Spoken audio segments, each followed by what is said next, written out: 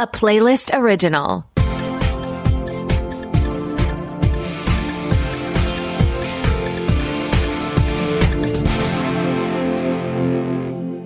Welcome to the Pilot Podcast, where we review the pilot episodes of TV shows to answer your question, should I watch this? My name is Mitu. And my name is BJ. And this week, we're watching the listener recommended, because y'all are haters and you want us to watch scary things, Lazarus on Prime Video. So stay tuned to find out if Mitu would solve cold cases as her new career.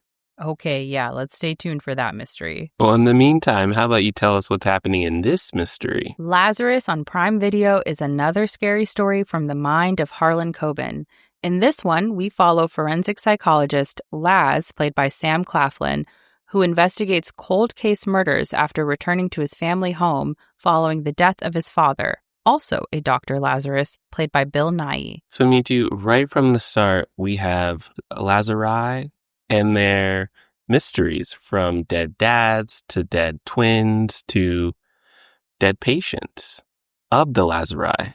Yes. First thing, this is not a family I would associate with. I'd be like, uh-oh, a lot of bad things happening around you, sort of wishing you the best, cannot be near this. It's like how, I know I've talked about this so much, but the Hallmark movies set in tiny towns where the baker or the librarian or whomever, or the crossword puzzle writer, keep just coming across dead bodies and then they're tasked with solving their murders. And these are all, except for the crossword one, set in such tiny towns where in theory, like such a high percentage of the population must be getting killed. It's like, no, I would either not live in that town or just like not be friends with Jessica Fletcher. As hard as that would be, because she seems like she'd be such a good friend. It's tough. Even in things like Batman, Gotham City, why are all the supervillains there? Why do people even live there anymore? Y'all gotta move. In this one, though, yes, there are many mysteries around the Lazari. We have the mystery of what happened to Laz's twin sister. We know that Sutton was murdered. We know that he has this tough family dynamic where he understands that he was the less loved twin. She was the favorite. We maybe have some questions over his father's death. And we have some questions over this woman that I don't want to give away the plot of the story. I think y'all can get it from the fact that it's called Lazarus. But he comes across a cold case and he seems to know more details than the average bear. And so he's also trying to figure out what happened there. And all of these things might be linked. Yes, and I think that gets into what's going to be the running vibe for the show. And this pilot episode is mostly set up to establish Laz is back at his hometown. He's going through his dad, Dr. Lazarus or Dr. L's office, and going through patient records and seeing clues that other people have not or cannot see. And we'll see where that takes him and who he runs into along the way. And I think my issue with the fact that this first episode was all set up is I think there's a way to do that well. And I think the core of this story, the core mystery, is interesting. But the way that it was executed in this first episode, I'm not a huge fan of. I felt like it was too quiet without a necessary tension or brooding. Like, we have this unassuming lead in Laz who's trying to put these pieces together, but he's quite literally quiet in how he goes about it. Like, I genuinely had to turn up my TV a little bit. And also just the story felt so quiet.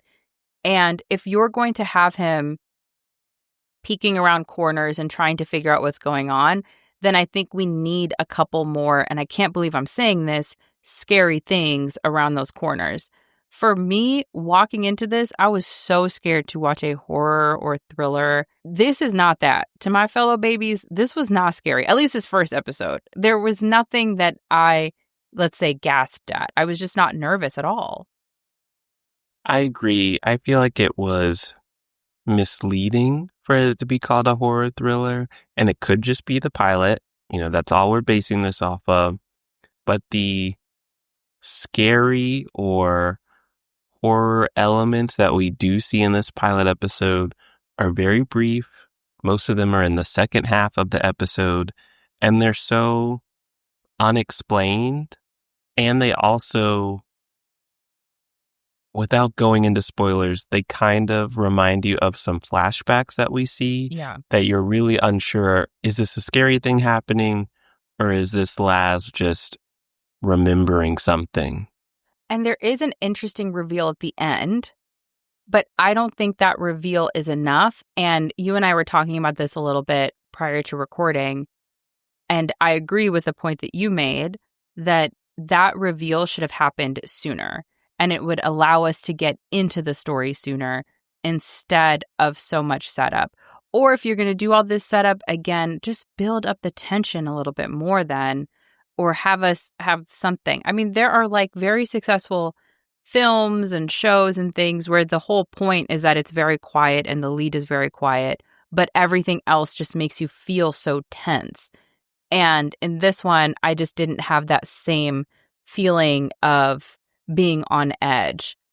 To your point, though, about not being sure if things were memories or tricks of the mind, I did think it was very interesting, the through line of how they played with time, because he is having to come back to this town that he clearly does not want to be in or did not want to be in.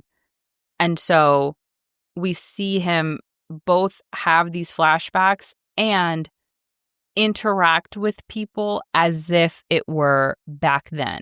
And I thought that was the most interesting part. Agree. Whenever he was interacting with his sister Jenna, with his friend Seth, his friend Seth, his ex Bella, those were the most interesting scenes. And probably going to the point you brought up, that is when it was more tense, or at least more engaging, more active. Yes.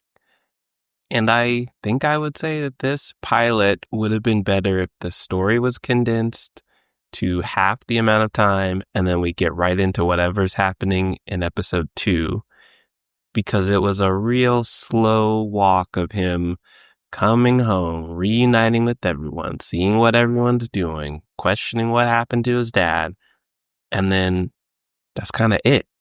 And then even when there is that flip and he realizes, again, we're having to be so vague about this, but he's realized this thing has happened and now he will look into this cold case. There's not even enough of him really wrestling with that. He just immediately starts thinking through that cold case with his friend Seth, who is also some kind of officer, police officer, I think. He's just like, yeah, there are some details in that case file you're not sure about, but I know this, this, and this. And it's just like, you wouldn't be freaking out. There wouldn't be this wild moment. Instead, you just jump in and become productive off this. That's such a good point. He sees so many red flags that something weird is happening with his case, but instead he's like, I'm just going to solve it. I'm just going to jump right in. Like, let me just figure out what happened. Is that a weird date? Yeah. Is it weird that this person said something weird? Yeah. Is it weird that my dad's assistant doesn't want to talk too much about what's going on? Yeah, but I'm just going to move forward. And again, if you want to jump right in, just give us, the viewer at home, the story sooner too. Mm-hmm. Build up that tension for us and then make it scary. Yeah, make it scary for other people. I didn't mind that this wasn't scary, but I think for Horror Hive, y'all probably would want more out of this. Right. If you're going to call it a horror thriller, make it a horror thriller. Make it scary. Make it something that thrills me. So we haven't been very positive about the thrilling, scary aspects. But will you watch more episodes of Lazarus on Prime Video? I will not watch again for 2 reasons. One, I don't think that this pilot was strong enough. I don't think that this pilot was strong enough. I think the pacing was too slow for me. And I think there, again, just was not enough tension. But the other reason is, if it were to pick up later, I also just don't want to see anything scary. I'm not a horror movie person. I'm not a horror show person. And so I think it has to be a pretty great thing to bring me in and to bring in my fellow babies who are not into scary things. Like Sinners was worth the nightmares after. Like it was such a good movie. Not to compare this, obviously that's apples and oranges or truly different fruit orchards. But I think something for me to watch a horror, it has to have a really interesting story, and it has to be worth the nightmares and the lack of sleep after. I feel bad, but we got to be honest on the pilot podcast. I also would not watch again. For me, the pilot was not engaging enough. And like you, I don't seek out or I'm not drawn to horror, thriller, genre television. But if the story is interesting enough, I might want to watch more. Honestly, because this was not so scary, I would just recommend our listeners watch a fun cold case type of show. What I'm thinking about, it's not exactly the same genre. So truly not even apples and oranges. This is like apples and tennis shoes. Go watch iZombie. Yes! That's such a good recommendation. It has some connections. You'll have to watch both to see what I mean, but that's just a fun version of this. Another one like that, Pushing Daisies. Yes. Ooh, or watch Dead Like Me. Yes. Now that one's a little creepier, so it might be a better comparison. But worth it. Mm-hmm. Okay, me too. If you were given the opportunity to solve cold cases or cold case murders, would you? If solving them means for some reason the answer comes to me and I could anonymously just like email that to somebody with no consequence for myself or my safety, sure. I think like a classic TV detective, you would have to like go out and knock on doors or find clues. Oh, no, sorry. Can't do that. Oh, okay. So they'll remain unsolved. I'm so sorry to those people. That's not in my ministry, because often in those cute and cutesy stories, the person is always rescued while solving the mystery, like at the barrel of the murderer's gun. Like that person is like, I'm going to silence you once and for all. And that's when like the cavalry comes in and saves them. And they're like, I was wearing a wire the whole time. You're going to prison. Like that'll never be me. Like, my goodness. They survive every time. Sure. I like my blood pressure where it is. Well, in that case, I think everyone should just go listen to more episodes of the Pilot Podcast by heading to our website, thepilotpodcast.com, and be sure to follow us on all of your favorite podcast platforms. One mystery we can solve for you is how we feel about television shows, so you can keep up with us while we do that on social media at The Pilot Pod, and you can send thoughts, feelings, show recommendations, because every other week we do a show recommended by you, our wonderful listeners, just like this week, to askthepilotpodcast@gmail.com. Thanks for listening. Bye.